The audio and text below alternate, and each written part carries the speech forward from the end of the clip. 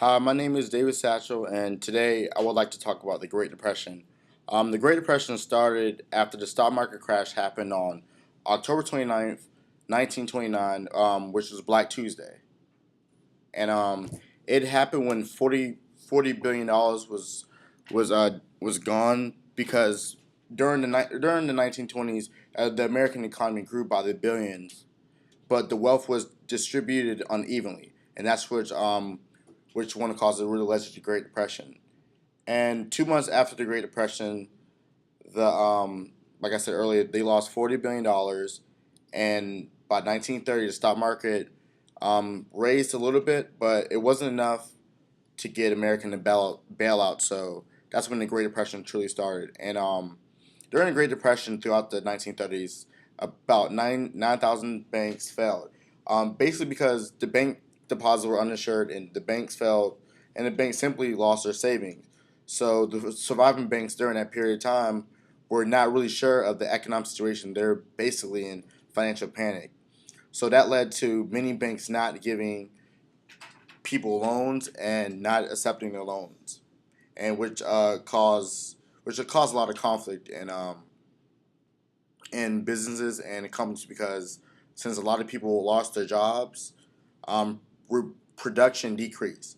So basically, a lot of people that were employed before the Great Depression that lost their jobs and that were all also in financial panic decided not to buy a lot of goods and services. And another big reason was that when a lot of people lost their jobs, they were unable to keep up making payments that they owed towards credit companies, and a lot of the items were repossessed. For example, a lot of people's cars were repossessed, and the houses were repossessed to the point where a lot of people had to live on the streets, and which brought the unemployment rate to about 25%. That's the highest the unemployment rate has been since the Great Depression. And and during the Great Depression, the government did the Smoot-Hawley tariff. The Smoot-Hawley tariff was pretty much about um, taxing other countries high rates for the goods and services in order to bring the economy back to a good financial standstill. And it really didn't work because a lot of countries were in agreement of America's policy to do so.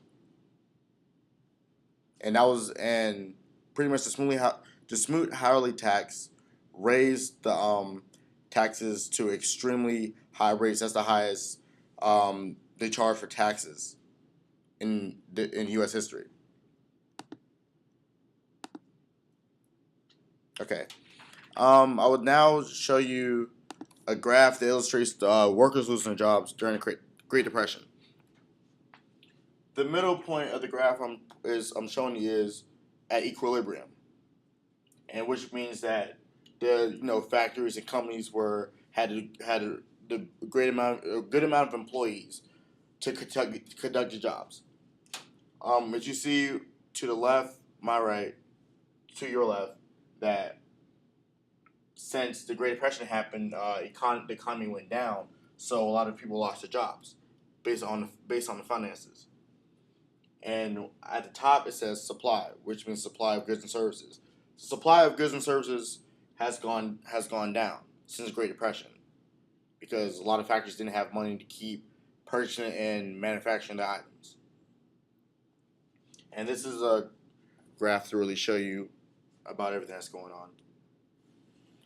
And this is my presentation on the causes of the Great Depression.